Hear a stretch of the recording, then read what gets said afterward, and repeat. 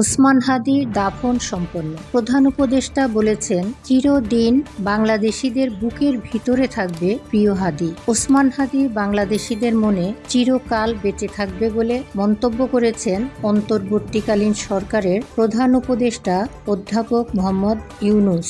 শনিবার দুপুরে জাতীয় সংসদ ভবনের দক্ষিণ প্লাজায় অনুষ্ঠিত ওসমান হাদির জানাজায় অংশ নিয়ে এসব কথা বলেন তিনি। সারা দেশে কোটি কোটি মানুষ এই মুহূর্তের জন্য অপেক্ষা করছে। বিদেশে যে বাংলাদেশিরা আছে তারাও হাদির কথা শোনার জন্য ব্যাকুল হয়ে আছে।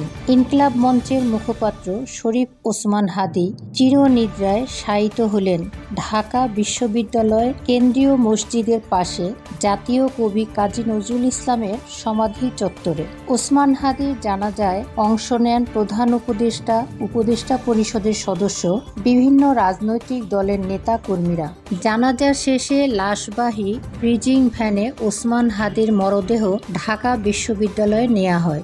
শরীফ ওসমানের জানাজা উপলক্ষে 1000 বডি ওর্ন ক্যামেরা সহ রাজধানীতে বিপুল সংখ্যক পুলিশ মোতায়েন করা হয়েছে বলে শনিবার সকালে ঢাকা মেট্রোপলিটন পুলিশের ডিএমপি পক্ষ থেকে জানানো হয়েছে। ওসমান হাদির জানাজা ঘিরে বাড়তি নিরাপত্তা, মাঠ পর্যায়ে বডি ওর্ন ক্যামেরাগুলো ব্যবহার করা হয়েছে।